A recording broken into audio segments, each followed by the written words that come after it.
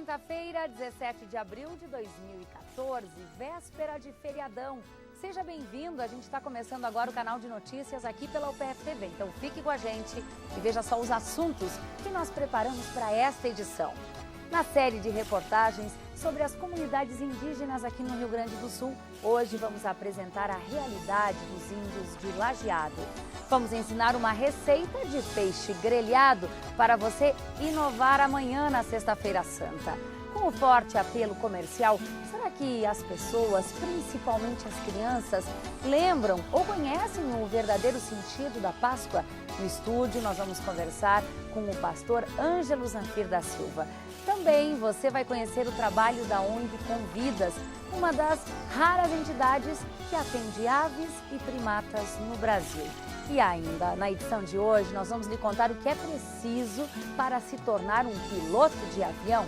Nossa equipe de reportagem foi até a Escola de Pilotagem do Aeroclube de Carazinho, uma das mais antigas do país. Então, tá feito o convite, né? Continue conosco, porque aqui você já sabe, encontra mais conteúdo.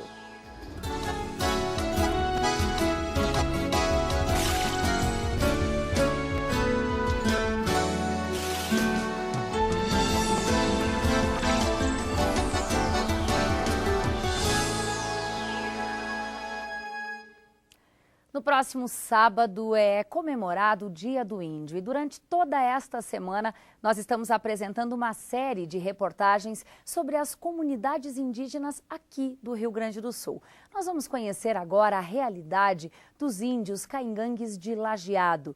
A produção é da TV Univates, que faz parte da Rede Prosa, um grupo de TVs universitárias comunitárias gaúchas. Rede Prosa.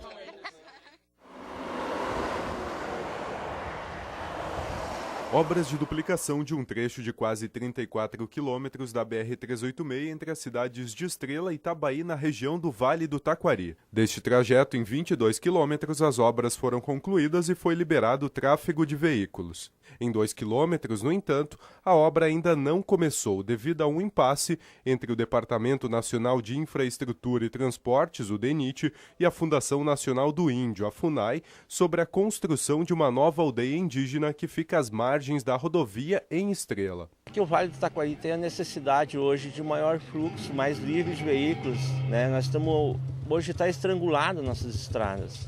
O número de veículos hoje aumenta a cada dia e as nossas estradas, além de estarem cada vez piores, estão muito congestionadas. Isso ocasiona, além de gasto excessivo de combustível, insegurança em todas as nossas estradas na região. Na aldeia indígena que fica na linha Glória, em Estrela, próximas à rodovia, vivem 29 famílias da tribo Caigangue. Com um orçamento de R$ 8.540.000, a empresa que venceu a licitação é responsável pela elaboração do projeto e construção de 29 casas indígenas, além de uma casa de fala, que é um centro de reuniões para promover a cultura indígena, de uma escola Caigangue e de uma casa de artesanato. A FUNAI só vai liberar as obras na rodovia quando a nova aldeia for concluída. Conclusão esta prevista para o final de 2015. Autoridades regionais criticam essa posição, pois resulta num gargalo de 2 quilômetros de pista simples entre trechos duplicados. A demora mobilizou um protesto organizado por lideranças locais que trancaram a BR-386 durante uma manhã chuvosa. O foco do protesto é o ato da FUNAI, jamais dos indígenas. E esse protesto acontece no momento que nós temos certeza que o indígena está com todos os direitos assegurados, aldeia em construção, nenhum indígena mais localizado onde passa a nova pista, né? E a FUNAI mesmo assim está irredutível. Então nós temos que dar um apoio às articulações que estão sendo feitas políticas, né? E o foco é o cidadão vir aqui, num ato extremo, máximo de cidadania, uma expressão máxima, e dizer para a FUNAI não, libera porque nós não queremos um gargalo de 2 quilômetros, não duplicados por 10, 12, 15 anos, morrendo gente.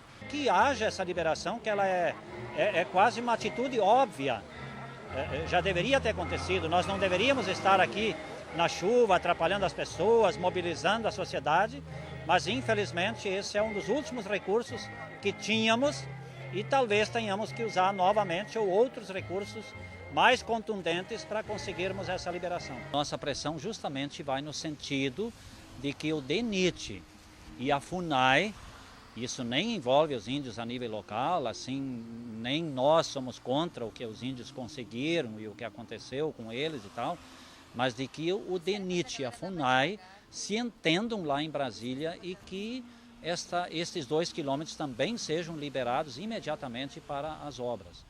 Caciques de 9 terras indígenas se reuniram e decidiram não se pronunciar sobre a duplicação da BR-386 e a construção da nova aldeia indígena. Autoridades e entidades vinculadas à causa indígena também não quiseram falar.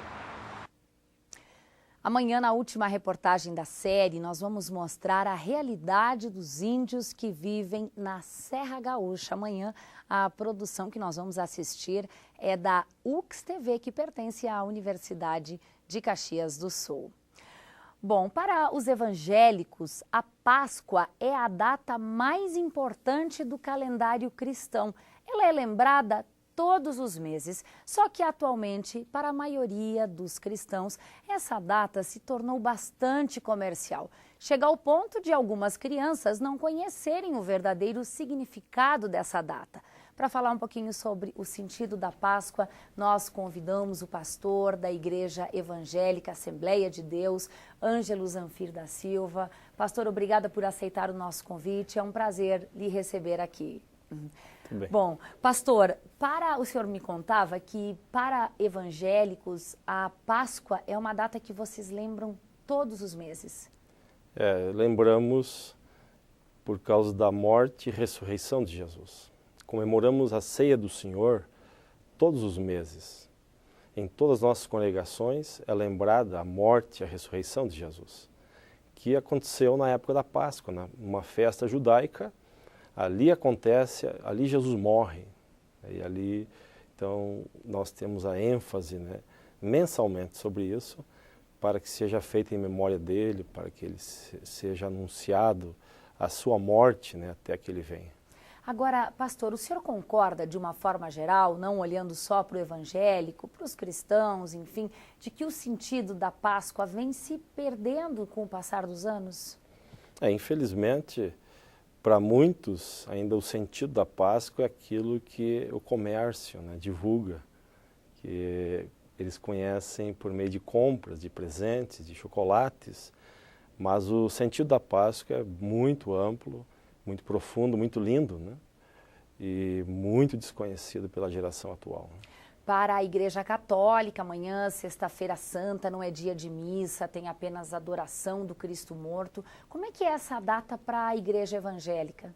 A Sexta-feira Santa, para nós, ela não é comemorada, Ela é lembrada como o dia da morte de Jesus. Ela é lembrada. Claro que muitos comem o seu peixe lá, enfim, nós estamos no meio social, Fizemos parte de uma sociedade.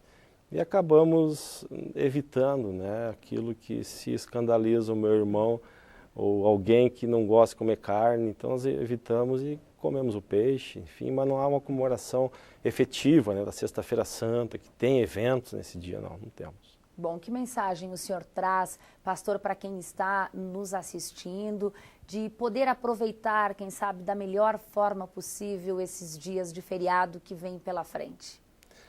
A mensagem da Páscoa é uma mensagem de vida, de nova vida. Foi exatamente aquilo que Jesus veio trazer para nós, que é uma nova vida. Quando fazemos alusão à Páscoa, nós temos que nos remeter ao Antigo Testamento, aonde a Páscoa foi instituída como um marco da saída do povo de Israel da escravidão do Egito. Então, um marco de uma transição daquela vida velha de escravidão para uma nova vida, uma vida de liberdade. Então é isso exatamente que Jesus veio trazer para nós. A sua morte é o marco, é essa transição de uma vida velha para uma nova vida. Então a nossa mensagem é que conheçam a Jesus, conheçam o que é realmente o poder da cruz, a renúncia da cruz, o que Jesus fez por nós na cruz. E é essa mensagem que norteia as nossas vidas, que nos traz uma nova vida, uma nova perspectiva de vida, um novo modelo de vida, uma nova maneira de viver. Talvez tão importante quanto estar ligado a uma religião ou outra é justamente ter fé e a crença em algo maior, em algo superior. A religião tem a sua, né, a sua particularidade, cada uma delas tem as suas mensagens, mas a Páscoa nos remete, no Novo Testamento, ao Senhor Jesus.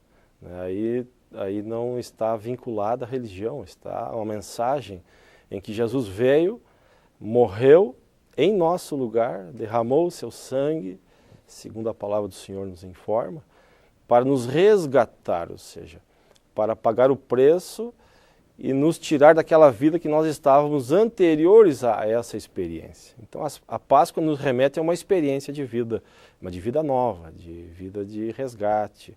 Resgate, sabe, né? Pagar o resgate é para quem está, né, aprisionado, quem está num lugar que não deveria estar. Alguém vai lá e paga o resgate e retira ele dali. Então o sangue de Jesus, lembrado na Páscoa, ele fez isso, ele nos tirou daquela vida para uma nova vida. E eu acho que dentre tudo, dentre todas as religiões, em tudo que se fala, ao experimentarmos isso, ao termos um contato com isso por meio da palavra de Deus, isso é tudo, né? Isso sim é Páscoa. Bom, obrigada, pastor, e uma boa Páscoa para o senhor. Muito obrigada. Obrigado. Bom, agora a gente vai falar um pouquinho da programação da Igreja Católica em Passo Fundo. Hoje, às 8 horas da noite, acontece a missa da Ceia do Senhor com a cerimônia de lava-pés. Amanhã, sexta-feira santa, às 3 da tarde, tem a celebração da Paixão.